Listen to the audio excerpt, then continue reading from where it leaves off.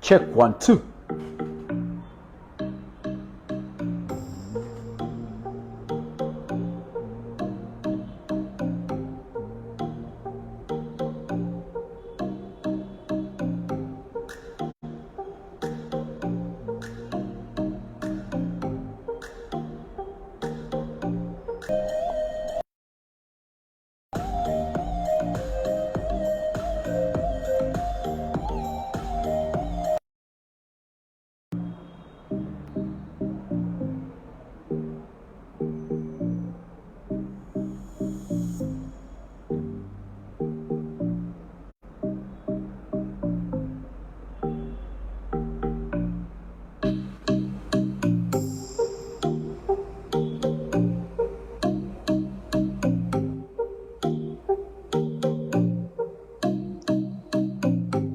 Newton Buteraba House of Oath.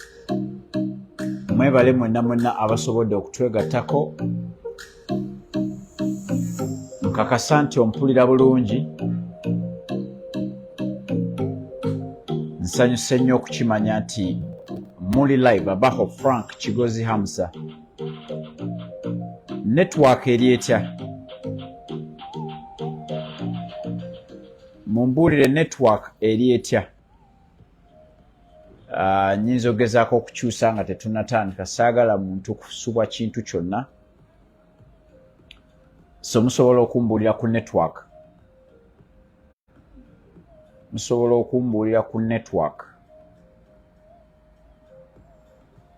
Nsanyuse nnyo balaba Shafik Kimera, Kabugo Lawrence, Sami Matovu. Wano ndaba bamponinga nti slow connection.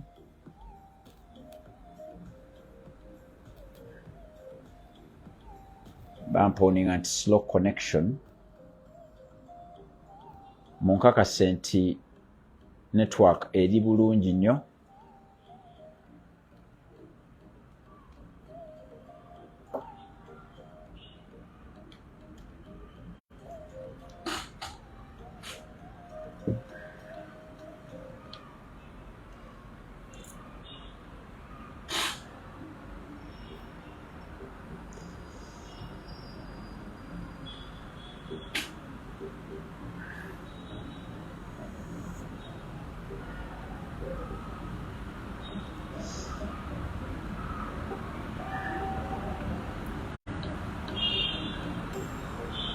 Okay. Tugenda kulindako abantu batono nnyo. Newton Buteraba House of Wealth.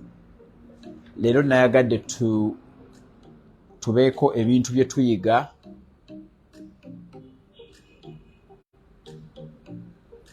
Okuva ku musajja gwe bayita 50 Cent. Abamanyi 50 Cent musajja muyimbi. He's a rapper. Naye nina message gye nali mpuliriza nga message ye. Message ye nenjagala nenga nja gisharingako n'abantu ku bintu bye yayitamu.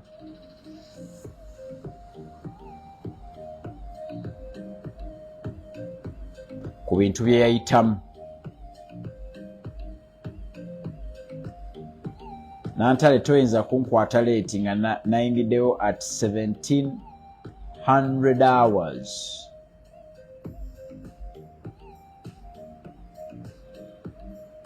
1700 hours zansanze wano.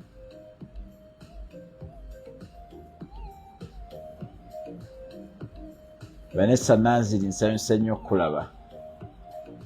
Nabunya Ronan wamanya Wilbrod.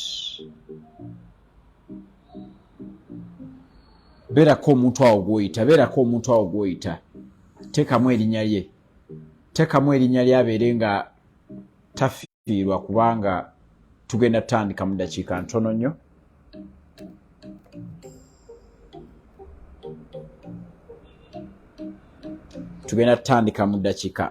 nnyo. Nina just mwami gwe nninze. Nina obubaka bwe nnina omuwa. Obubaka obwo bwengeza ne mbumukwasa.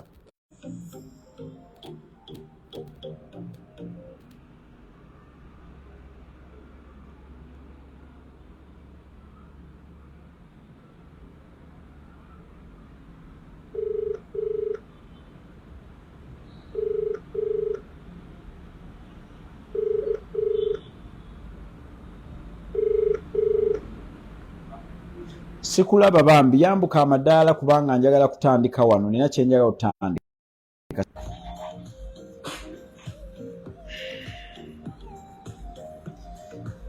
Alright, musobodde okubayita kale katutandike wano mpola mpola. Awo betulinako bamala kuba naffe tetwagala babagagga bangi nga tetulina betunaakozesa.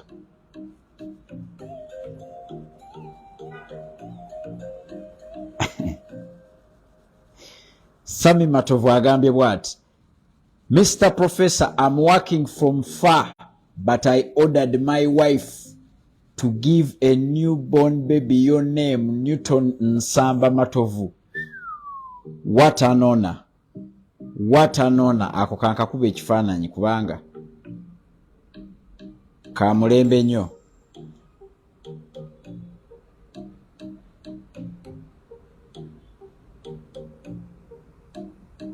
Ako nkakubye ekifaananyi.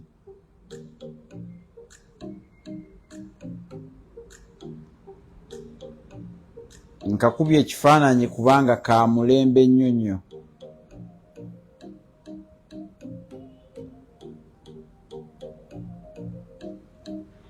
Kale katuyiseewo essaala ku speed. Maama wange mulaba wano, Mama G, nsanyusa nnyo okulaba. Mukama tukwebaza olw'obulamu, Mukama tukwebaza olw'okutuwa omukisa okusobola okugenda mu maaso mu bulamu obw'ensi obutali straight forward, obulamu obw'ensi obujjudde emisanvu, obulamu obw'ensi obujjudde abanyigiriza, obulamu obw'ensi obujjudde abatatwagaliza, obulamu obw'ensi obujjudde abantu abamaze ssente mpitirivu okulaba nga batussa wansi. Kyokka gye bakomye okwagala okutussa wansi, gye tukomye ate okubeera nga tugenda waggulu. Kati nabo bibasobedde Mukama. Bagamba yee kiki ekiddako. Otukoze bulungi kubanga tukwesiga n'otuwa omukisa ne tusigaza ebintu eby'omugaso nga okuyaayaanira okumanya, ennyonta ey'okutegeera, enjala ey'amagezi, era ne tubeera nga tusobola okukwebaza okutuwa omukisa okusisinkana olunaku olwaleero, tubeeko kye tuyiga n'okugenda mu maaso. Byonna tubisaba mu bulamu obulungi nga tuyita mu linnya ly'omwana wo Yesu Kristo Mukama waffe. Gamba amina tugende maaso. Gamba amina tugende mu maaso. Gamba amina tugende mu maaso. Abantu omanye engeri gye tuyitamu abantu, oli otayipingamu erinnya lye.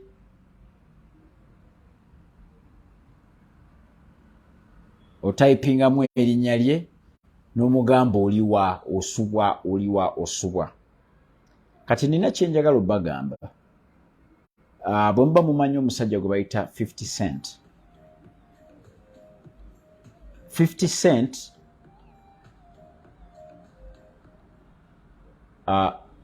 abamanyi 50 Cent mulina okuba nga mumanyi nti ize musajja mu America, Omumerika omukubi wa rap. Kati teweerabira nti abakubi ba rap mu America babeera ba gangster. Babeera bano abantu nga balwana entalo mu communities zaabwe. Babeera beekuba amasasi mu communities zaabwe. Era mukimanyi bulungi nti 50 Cent omwami oyo amannya g'amatuufu Curtis James Jackson III,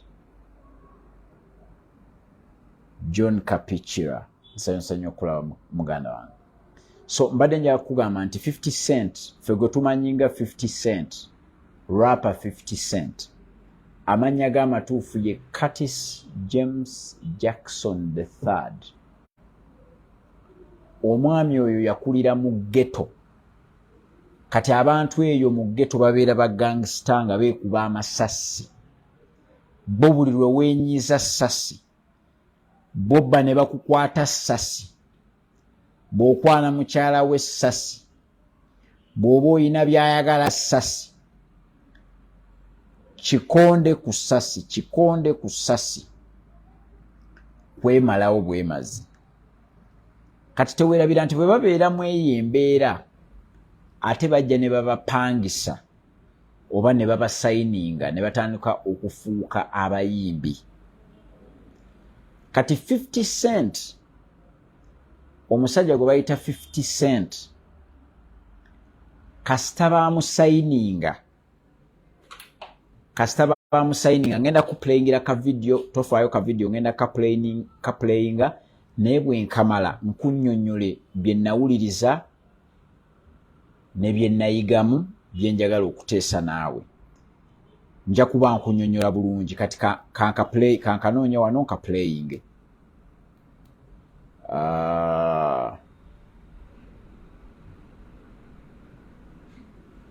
Njagala osseeyo omwoyo okunnyonnyola kwange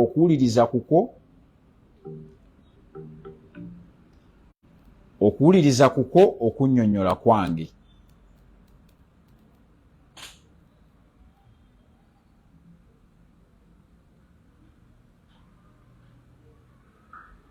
Transitioning from a street lifestyle to a more public persona was going to require a new mindset. Yayo didn't seem to register that. If I got into a disagreement with another artist, Yayo's reaction was, let's just bang him, because that would have been his response back in the neighborhood. If we got $100,000 for a series of club appearances, Yayo wasn't thinking about putting it in the bank. His first thought would be, hey, this could get us 3.5 kilos of cocaine. Let's split those and we'll be sitting on some real money. Time and time again, I'd have to tell him, Yayo, we can't do that. How we want it, when we want it. That's the attitude that had made us high. Why did that have to change? Kandabo bansobola omukulaga bulungi addemu ayogere then nziremu nnyonnyole. Transitioning from a street lifestyle to a more public persona was going to require a new mindset. Yayo didn't seem to register that. If I got into a disagreement with another artist, Yayo's reaction was, let's just bang him, because that would have been his response back in the neighborhood. If we got $100,000 for a series of club appearances, Yayo wasn't thinking about putting it in the bank. His first thought would be, hey, this could get us 3.5 kilos of cocaine. Let's split those and we'll be sitting on some real money. Time and time again, I'd have to tell him, Yayo, we can't do that. Nothing else is going to work if we're just running around doing that dumb shit. We're going to be out of here just as fast as we got in here. In Yayo's mind, I was being too uptight. We had always done what we wanted, how we wanted, when we wanted. That's the attitude that had... Okay, ayogedde olumerika nga accent yakozesa y'amaanyi naye kankunnyonnyole. Agambye nti yalina mukwano gwe nga bamuyita Yeeyo. Bwe yaggulawo ekibiina kyabwe eky'abayimbi kye yayita G-Unit, yafunayo omu ku bakwano be baali bamuyita Tony Yeeyo n'amuleeta. Kati bw'amuleeta ne bakuba hit, teweerabira nti bakuba hit ez'omutawaana bwe muba mujjukira kankuplayingire ku buyimba obumu bwe baakuba ba 50 Cent. Kambukubire wano owulire obuyimba bwe baakuba obw'abatunda ennyo. Wish your phone would last longer. It Bano does. batandise ne bi advert naye temufaayo. With battery refresh and lifetime warranty. What's not to love? Ngenda kukijjako ki advert temufaayo. Vodafone Evo's lifetime service promise. Standard on every phone at no extra cost. Njagala owulire oluyimba luno.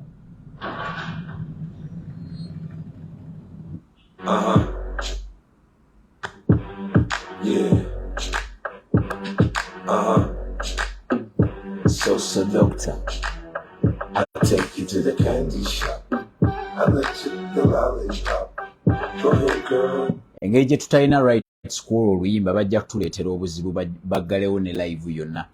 Naye oluyimba mulujjukira olwo olwa Candy Shop gye yakuba ne In the Club. Kamudunoonye wano In the Club.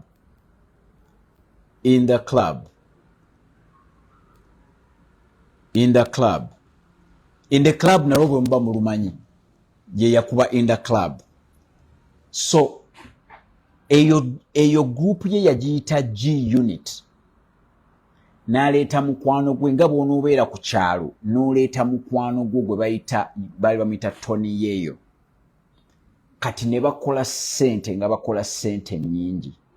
Naye mu message eri gye nkusharingidde yagambye nti okutransitioninga, transition kigambo kya Luzungu naye kitegeeza okusala ekkubo. Okusala ekkubo okuva mu mbeera gye baalimu, baali ba street life, baalinga mu street life. Okuva mu street life basale ekkubo bajje babeere kati abantu ababeera mu public. Kyali kigenda kwetaaga new mindset. New mindset.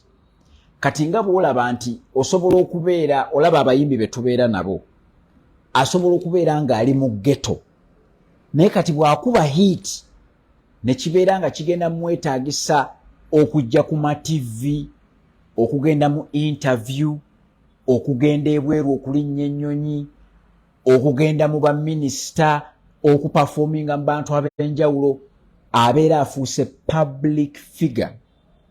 Kati alina okuva mu street life asale ekkubo, mu Luzungu kye tuyita transition, afuuke omuntu omulala. Ekyo 50 Cent yagamba mukwano gwe gwe yaleeta mu kabinja ke bayita ka G Unit nti twali twetaaga mindset. Endaba y'ebintu yali eyina okukyuka. Naye 50 Cent yakizuula nti mukwano gwe Tony Yeyo yali tayagala kulaba bintu mu ngeri mpya. Ye yali ayagala ebintu asigale ng'abiraba mu ngeri eri enkadde gye baalimu. Gambanga nti 50 Cent bwe yayombanga n'omuntu nga Tony Yeyo akwata kapisto ng'amugamba lwaki oyo tetumubandula, nga bwe baali ku street nga tebannafuuka bamutawaana. Bwe baayingiranga clubs nga kuba bw'obeera ne hits mu US copyright mukimanyi bulungi, tosobola kukuba luyimba lwa muyimbi nga tasasuddwa. Kati 50 Cent okola appearance mu club, eno mu Uganda okola appearance mu club, gwe omuyimbi gw'osaba DJ akuba oluyimba lwo ku bwereere ate n'olukuba n'atalukuba, oba bw'alukuba n'ojja n'omwebaza. Ebweru n'okuba oluyimba lw'omuyimbi ayina okusasulwa, bw'atasasulwa kikujjuutuka. Kati baalinanga okugenda mu clubs ez'enjawulo, ne buli lwe baagendanga mu clubs nga basasulwa. Mu eyo message enakuplaying de yagambye nti wawo we baatuuka ekiseera nga babawa $100,000 a night. N'ayingira clubs nga 3 ne bamuwa $100,000. Ne buli lwe baakwatanga ku doole emitwalo 10, mukwano gwe Tony Yeyo ng'amugamba oziraba zino ziyinza okutuwa kilo 3.5 ez'enjaga. Zino sente zino ziraba tusobola okugendamu ne tupangisa hoteeri level namba ne tuleeta abakyala ne tucakala ne giri emyenge giri ojjukira giri emyenge gye twayagalanga. Nga bw'atyo bw'agamba 50 Cent agamba nti yamugamba tuyina okufuba okulaba tukyusa endowooza yaffe, ebintu tutandika obbiraba mu ngeri endala. Otherwise tugenda kuggwaawo ku sipiidi nga bwe twayingirawo. Ekigambo kyakozesa yagamba we are gonna be out of here just as fast as we got here.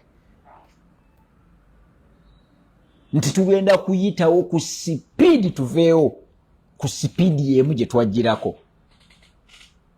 Kati message eyo nagiwulira ennaku ndowooza ntono ennyo emabegaawo.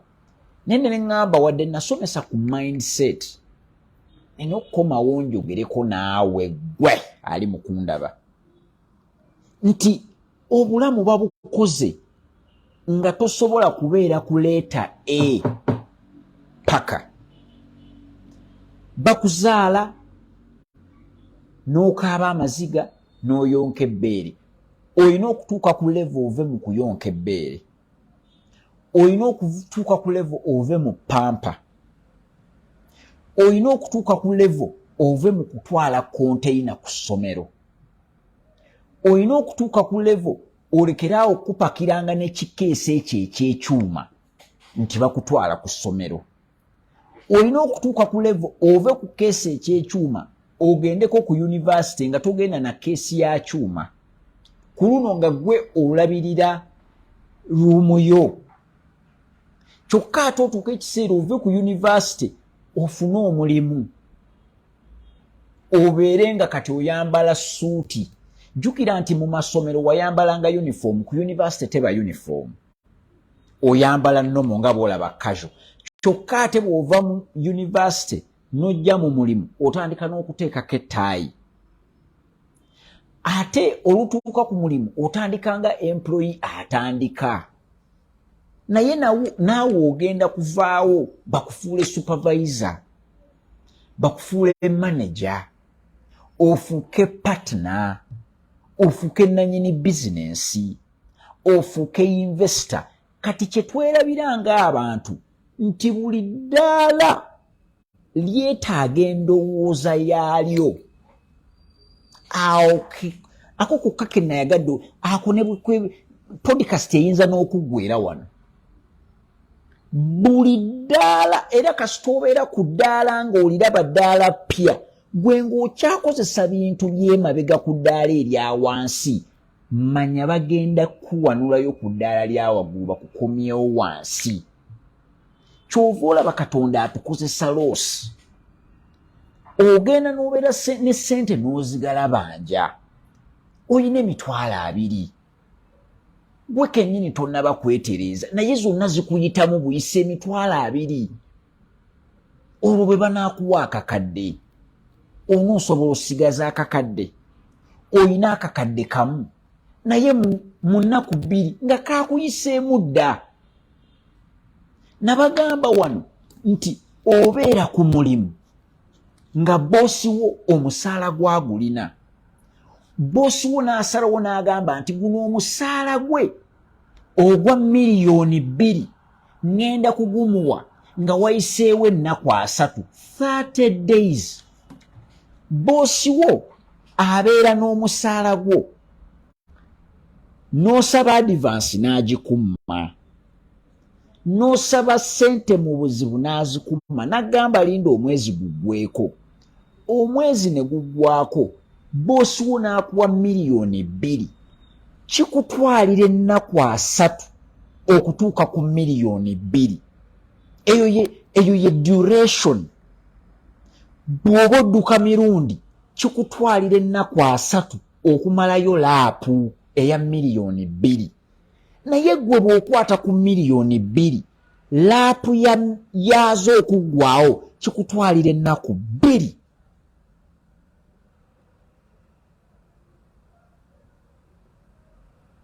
Nsiriseemu ako kayingire, nsiriseemu ako kayingire, kubanga awo tulina okusooka okwebuuliza, lwaki kikutwalira ennaku 3 okufuna miliyoni 1.5, omusajja n'agisa ku akawunti ennaku 3, naye ne kikutwalira ennaku 5 gw'okugyemalako? Olikeerako ddi otambuze ssente zo ku sipiidi y'emu n'engeri gy'ozifuna? Olabye ndowooza lwaki tubeera baavu? Tubeera baavu kubanga cash outflow yaffe edduka ku kizungirizi ekisinga cash inflow yaffe. Atasomye waakufa, atasomye yawedde dda. Tosobola kusigala mu nsi n'osigaza obulamu nga kano bw'oba okasubiddwa ogenda kufa. Newton Buteraba House of Wealth, omusomesa asomesa abasomesa, abasomesa abasomesa, okusomesa abasomesa okusomesa abasomesa abasomesa abasomesa abalisomesa abasomesa okusomesa abasomesa bayambe okusomesa abasomesa abalisomesa abasomesa basomesa abasomesa abanasomesa abasomesa okusomesa abasomesa omusajja akyasinze okutunda ettaka eriri genuine omusajja ffe tetweyita ba billionaire tweyita ba 1000 million omanyi bwe weyita billionaire ziba sente ntono bwe weyita billionaire ziba sente ntono olina muntu muga nti oyo gayi ali waze miliyoni za Uganda 2,000 oba miliyoni za Uganda 3,000 oli n'alyoka amanya miliyoni 3,000 nga nyingi bwe tugamba bugambi biliyoni muyitawo obuyisi ne mulowooza kya bulijjo naye zisigaze mu bukadde bakugambye nti oyo gayi billionaire. We have to build billionaires. Tetukyasobola beera ba billionaire ne tutazimba ba billionaire. Mwenna tugenda kubagaggawaza lwampaka.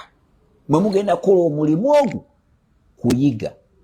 Mwongereko omulimu ogwo kussa mu nkola nga mumaze. Kuba amagezi gonna twagafunye. Amagezi gonna tugalina. Tewali kye tutasomesangako.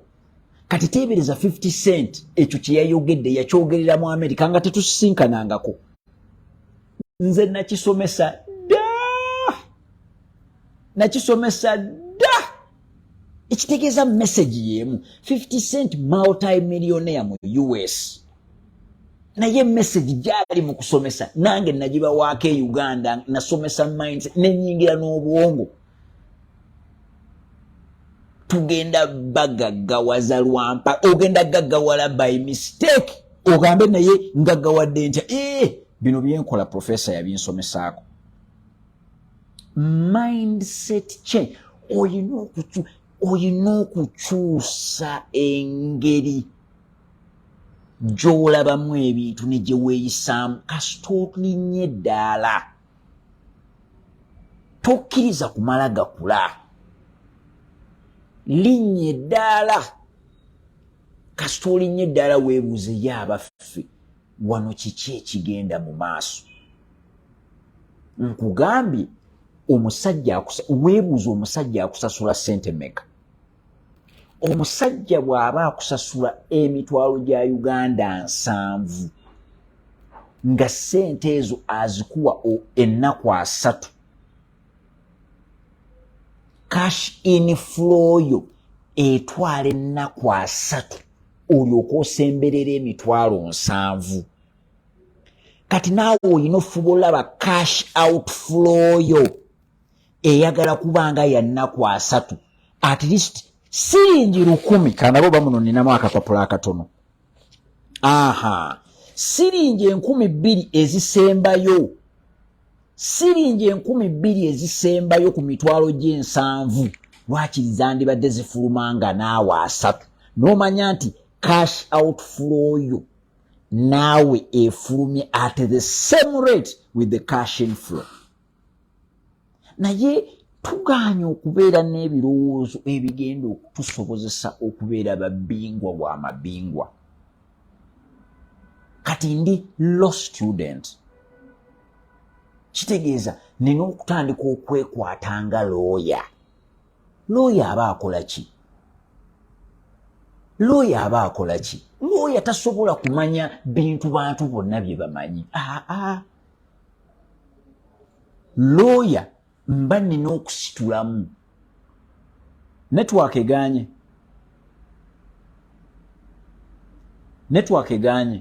Ngezeeko kyusa network.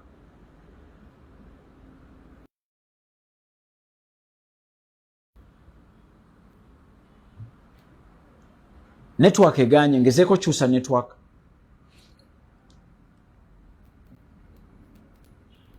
Mumbuulire.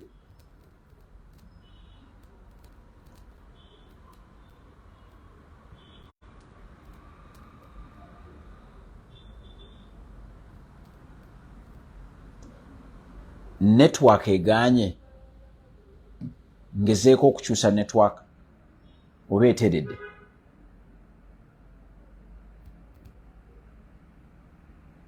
Sibawulira.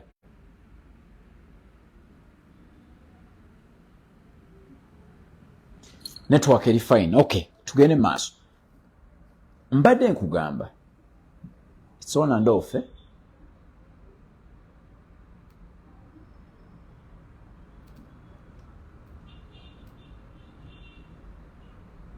Jennifer Natabe agamba eri clear. Kale kati wabe network yo bweba nnungi gamba clear tulabe kubanga sina gwenjagala leka mabega eno message ntuufu nnyo.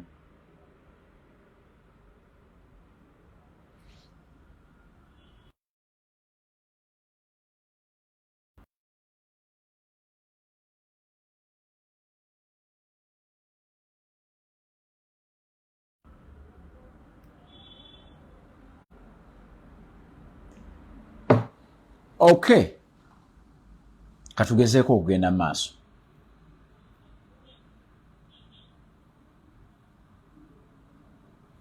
Abamu bagamba network clear, baba bagamba network erina obuzibu. Okay. Katugezeeko okugenda maaso. Mbadde gamba nti ebyawandiikibwa byonna mu nsi biraze nti omwesigwa mu kitono gwe wagenda okwetikka n'obwesigwa mu kinene.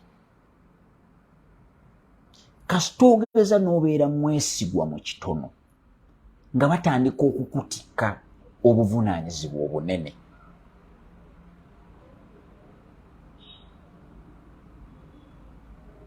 Okitegeera? Mmwe mwenna ababeera n'enkyukakyuka mu bulamu bwammwe, naye mmwe ne mutamanya nti obulamu bwammwe bwakyuse. Ne mutamanya nti obulamu bwammwe bwakyuse. Ne mutakyusa birowoozo kweyisanga ku ddaala ly'otuuseeko. Munnange balina okukuwanulayo ku ddaala bakukomyewoko wansi. Biki ebyetaaga mu kukyusa ebirowoozo? Mu kukyusa ebirowoozo n'enneeyisa tukyusa ebifo mwe tusula. Siso bw'obeera looya waliwo ekifo bwe tusuubira looya okubeera ne ofiisi. Bwe tunaaba twagala okumwetissa omusango ogw'akawumbi, nagaye tetujja kayita kawumbi, tujja ziyita miliyoni 100. Bwe tukayita akawumbi ziba ntono. Looya gwe tuneetissa emiliyoni za Uganda 100, waliwo ekifo kye tulina okumusangamu. Era kyova olaba law firm ennene ziri wano wakati mu kibuga oba ziri etolodde kibuga, naye nga bw'otuuka mu kifo obalaba nti baakyusizzaamu. Abantu bangi mulemeseddwa okukyaginga bye muyina okukyaginga kubanga mwagaana okukyusaamu. Muyina eddaala lye mwalinnyako naye ne musigala n'enkola enkadde. Wali okyali employee ng'olina akasaati ko k'oyagala okwambala. Abasajja bakedde bakuwadde obwa manager okomezaawo engoye ziri ng'okyali kisaati. Tewategedde nti twakyusizzaamu. Kubanga perception gaba maaso.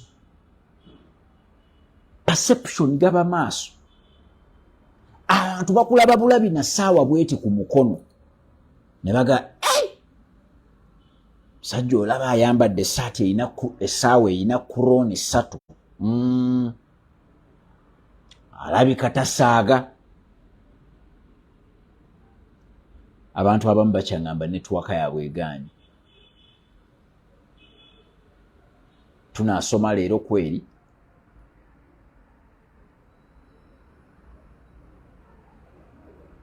abantu abamu baŋŋamba netiwaaka yaabwe egaanye. Okitegeera ojja genda osome Bible 1 Samuel 17. 1 Samuel 17.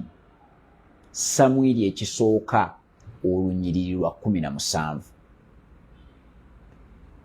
Yalwana n'eddubu which is a bear, n'alwana n'empologoma, n'alwana ne Goliyaasi, n'alwana ne Sawulo, n'afuuka kabaka. Wulira stages ze yayitamu. Bwe yalwana n'empologoma yali mulunzi wa ndiga. Enkola gye yali alina okwetegekamu okulwana n'empologoma eyawukana n'enkola gye yeetegekamu okulwana ne Goliyaasi. Bwe yagenda okulwana ne Goliyaasi yagenda ne butida ye n'envuumuulo ye. Eyo ye mindset, kubanga alinnye eddaala kati takyalwana na kisolo, alwana ne warrior asinga ku kyalo. Warrior asinga ku kyalo akyusaamu. Era kyova olaba bwe yalwana ne Goliyaasi yakyusaamu. Naye ate okulwana ne warrior si enkola gye yalina okujja okulwanyisa kabaka Sawulo okumusiguukulula mu ntebe. Yali takyasobola kukozesa nvuumuulo okulwana ne kabaka. Yali alina okuddayo asitule wano software amuteeke ku Core i7. Bw'aba yalwanisa eddubu ng'akozesa Core i3, n'alwanyisa empologoma ng'akozesa Core i5, n'alwanyisa Goliyaasi ng'akozesa Core i7, okulwanyisa kabaka Sawulo yali alina kukozesa Core i9, ye processor gye yali yeetaaga. Kyokka bw'amala okuggyako kabaka Sawulo n'atuula ku ntebe nga kati ye kabaka, eyali omuvubuka alabirira endiga, kati bw'afuuka kabaka ate alina kuleeta Core i15 processor. Kati bangi kummwe awo wokka we mukyalemedde. Oli mu kwebuuza naye ssente lwaki tezeeyongera? Ssente tezisobola teweerabira nasomesa dda. Money is not to be chased. Money is to be attracted. Bwe nyambala eno essaati okumala emyaka 3 nga nina kusikiriza ssente mwene essaati, ssente tezijja kujja mu bungi bwazo. Zijja kujja nga zijjukira oli omusajja eyayambala eno essaati. Kati eno essaati mba kubanga najambala mu 2017. Ssente zandibadde zijja zaagala kwenkana ze nafunanga mu 2017. Toyinza kubanga okategedde. Tekisoboka. Saawa mmekaawo wooli obeere ng'okategedde. Gano amagezi gaayambuse, tuli ku Burj Khalifa waggulu eri. Burj Khalifa thoughts. Tuli waggulu eri. Bw'oba omanyi Dubai Mall weeri, emabega waayo waliwo Burj Khalifa. Tuli eri waggulu. Kati bw'obeera student n'ofuuka employee, tandika okukyusa ebirowoozo. Laba nno bw'okeera Mukama n'akufuula taata. Era kyova olaba abasajja abasinga yeegatta n'omwana muwala. Omwana muwala n'agamba nti ndi lubuto. Omusajja olw'okubanga ate obuvunaanyizibwa asooka mugamba lubuto ki?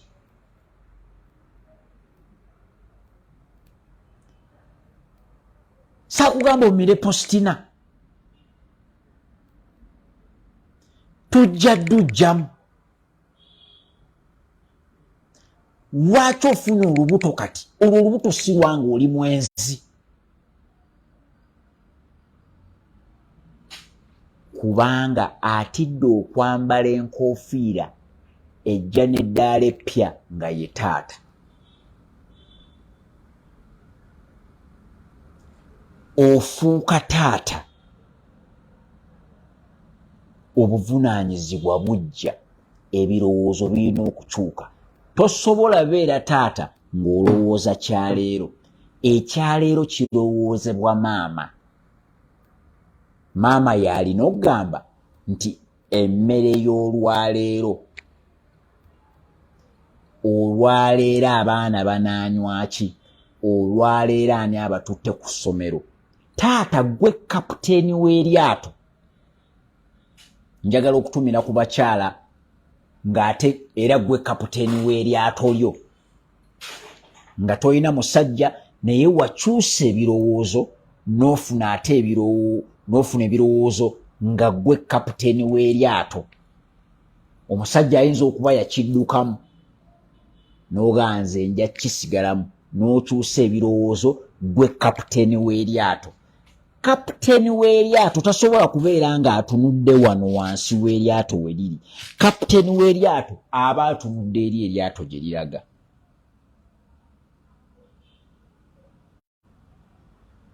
Kati otandika kutunuulira mu maaso. Twabagamba wano lumu nti a pregnancy is not an emergency. Katonda mu kutwagala ennyo yatuwonya embeera y'enkoko.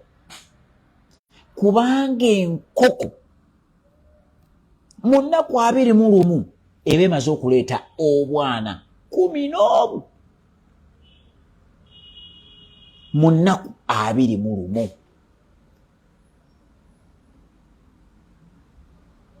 Naye ffe Katonda yatuyamba olubuto ne luva ku lisiti ya emergency. Olubuto baalujja ku lisiti ya emergency emyezi 9. Nga n'okuzimba luzimbye olulaba. Naye tutuuka ku myezi 9 ne bakugamba omusajja mukulu talina za antinento, talina zizaalisa, talina zisasula ddwaliro, talina pampa, talina za mpeke. Ng'olubuto terwali emergency. Bagendaga naye profesa, gwe profesa olwakuba gw'olina kati oyagala gamba ffe abatalina tukoze tutya. Teweegatta. Teweegatta. Kondomu bw'etaba ya bwereere ya siringi 10,000. Tosobola kusalawo kunyumirwa n'ogaa tojja kujambala kunyumirwa eddala nga bwe kyatondwa. Then ne bakugamba nti ate ebinaava mu kunyuma byo tobyagala. Tosobola kwagala kunyumirwa ng'ebiva mu kunyumirwa tobyagala. Mu mateeka tugamba you can't approbate and reprobate. Nojja n'ogamba ow'ekitiibwa omulamuzi eno peeni. Kati munno bw'aba awozanga naye agiyita peeni. Waawo ekitiibwa omulamuzi eyo si peeni.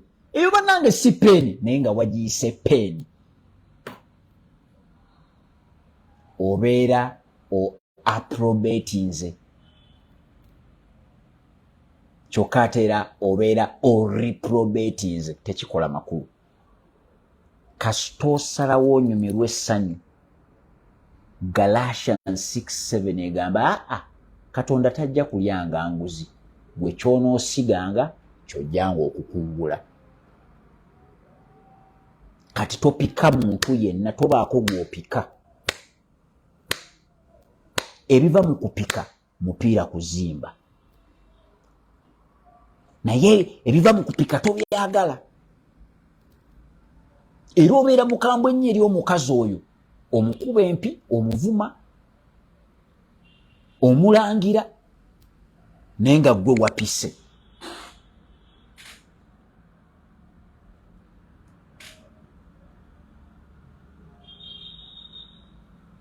Mindset. Tony yeyo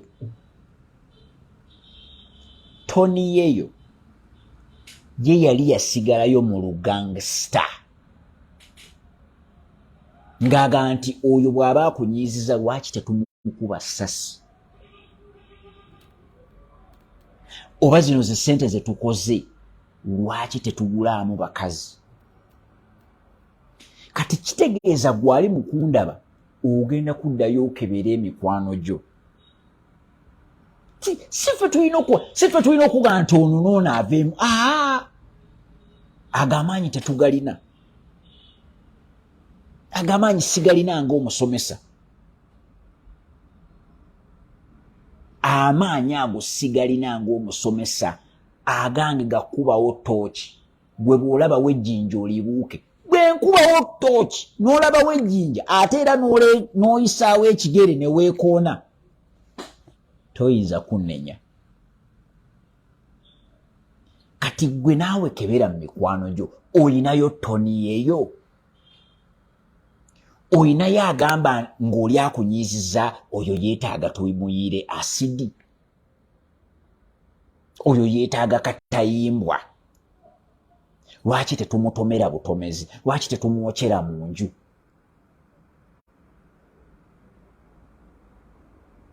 Olinayo agamba ssente ezo nga bwe zizze, saa zino ssente zandinyumya ekibaala. Mukama ayagala kukuweereza ssente nnyingi, naye ogaanye oku attractinga ssente.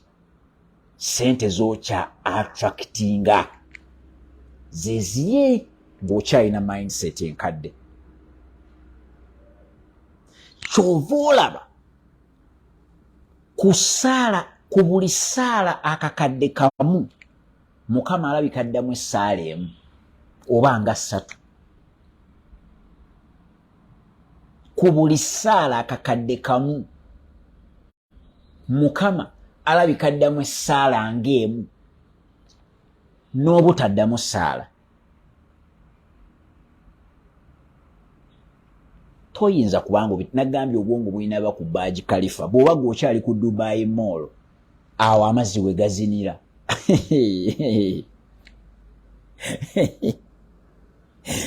Oli ku Dubai Mall, amazzi awo wansi we gazinira.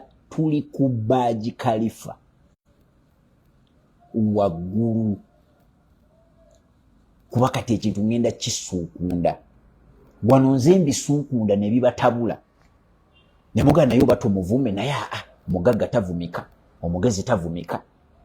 Tobalabye abagezezaako okulwanyisa meseji yange, naye meseji yange ya mutawaana nti oyinza obutagitegeererawo. Naye olubuto oluba lukulumira ku ttooyi luti lukunyoola. Doga naye Profesa yagamba atya? Ekyo n'okitegeera ng'olina running stomach. Obeera weebaseeyo siriiyo, weebase mu kiro. N'olyoka ozuukuka otuulo n'ogamba naye omusajja yali mutuufu. Omusajja yali mutuufu. Wano okkirizibwa okusooka okuwakana. Alimba n'afuuka alimba.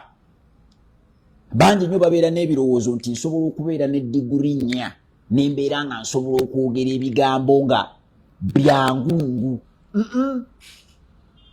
Ogwo omukisa sigufunye. Byangu mukutegeera n'ebibeera ne complexity.